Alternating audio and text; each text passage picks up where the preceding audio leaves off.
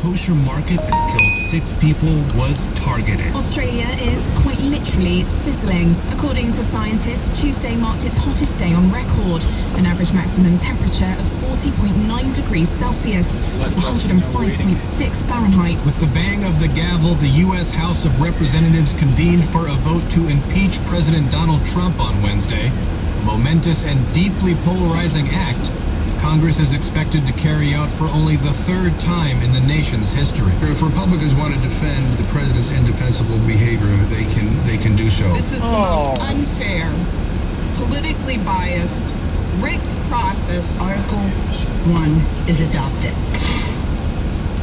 And then we got to go to Christmas break. So there you go. That's the month of December. Just a few stories in 2019.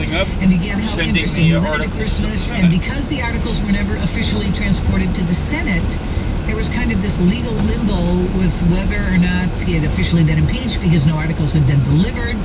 And now we went into Christmas, which was very wonderful. And then after Christmas, with the death of Soleimani, boom, all of our focuses went to the Middle East, rightfully so, because one wondered whether or not this was going to be the beginning of stirring a bubbling cauldron, or whether or not with pinpoint specificity this horrific terrorist was taken out.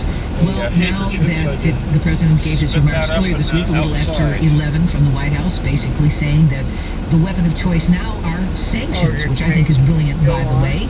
Once upon a time in our bills, we were giving Iran money. Now we've said, no, we're going to do exactly the opposite. Now we're going to sanction you. And as a result of that, there seems to be a stepping back and a stepping down on the part of Iran. So that's effective leadership, I think, to be applauded.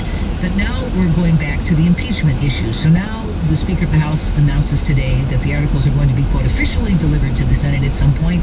And the topic du jour, because we have talked about the process, we vote wars between you and the Lord, but Craig and I will always talk about the process. For you to be able to influence and occupy, you need to know how the system works in this country. Now it is the Senate that is charged constitutionally with whether or not the impeached party should be removed. Remember that Bill Clinton was impeached, but he was not removed. And if you're looking at the political fallout, his popularity actually went up, and the Democrats gained seats in the Congress after the impeachment took place. So the attempt now is to see whether or not more witnesses can be brought forth on the Senate side, which, Craig, is why you can't use an overlayment of American jurisprudence, because it's a whole different ballgame.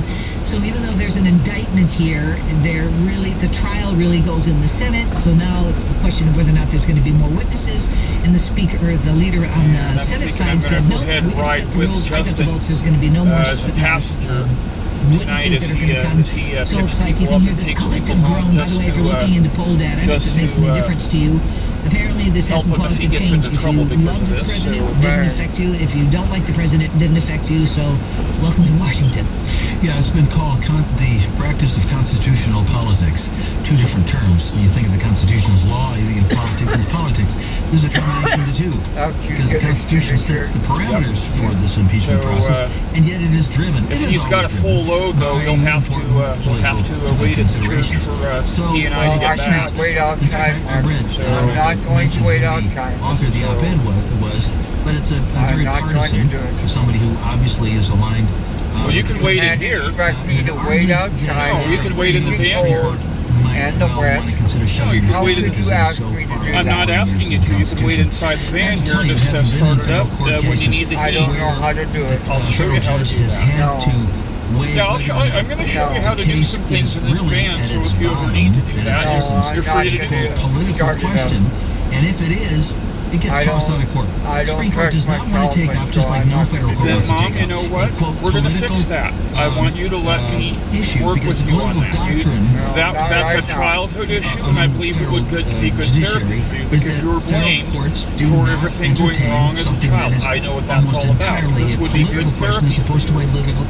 I want you to teach yourself that it's not going to break because you get your hands on it. Going to overrule this. I could be proven. That's what we need to deal with. And John Billings taught me the best way to deal with anxiety and fear is to take the issue dead on that I'm afraid of and deal with it. It's called desensitization therapy. And that's a story that we definitely have some links for sometime during 2020. Quick, I got 30 seconds. Well, you can actually start it from your seat. You don't have to be over here to start it. You just turn the key until it starts, bam, and then let it go.